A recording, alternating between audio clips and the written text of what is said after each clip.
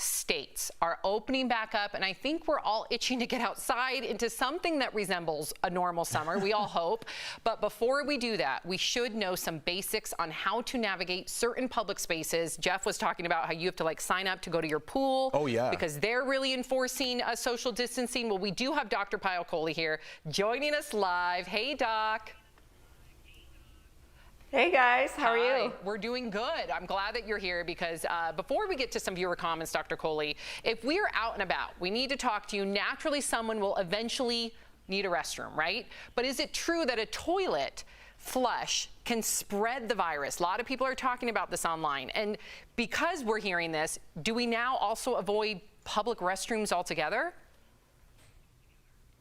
So yes, Sam, it is true that one flush of the toilet can spread the virus. In fact, I was surprised when I saw the data because one single flush can actually generate 6,000 aerosols, and 40 to 60% of those can go about 6 feet into the air. So it's a little gross, I have to say, but you can imagine that if somebody who has the virus and doesn't realize it goes into the bathroom before you, and we know that the virus lives in your small intestine and it can be shed into the stool, and then they pull the flush and you get those 6,000 aerosols coming up, a lot of the surfaces in the stall can get contaminated, and then you go in right afterwards and you could end up contaminating yourself. We also know that public restroom social distancing is hard. We know that the ventilation system generally tends to be poor and they're very small spaces. But having said all that, I would strongly advise against avoiding public restrooms if you need them, because risks of things like urinary tract infections can go up. So I have a few tips for precautions you can follow.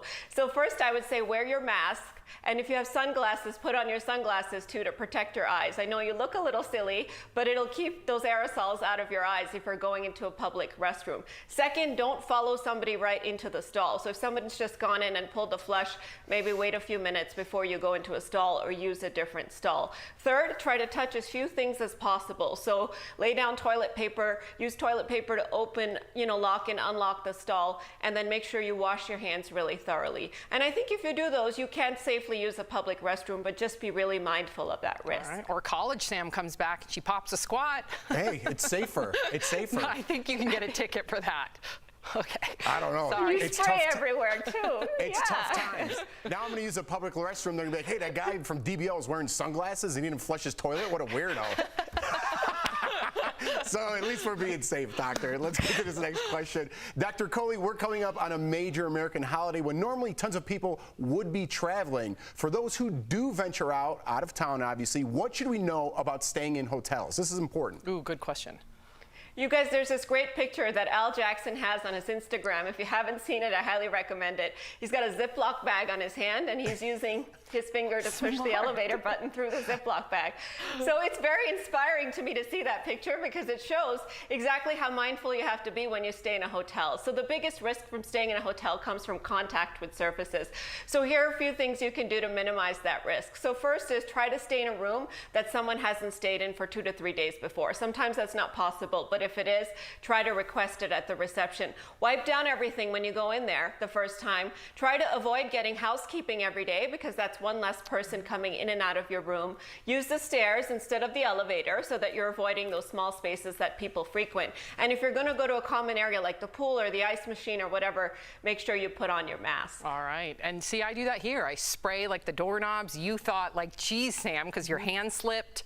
Wait, she put on an excessive amount, Dr. Kohli, of hand sanitizer, and when I went to leave the dressing room, it was like I almost broke my wrist, Dr. Kohli.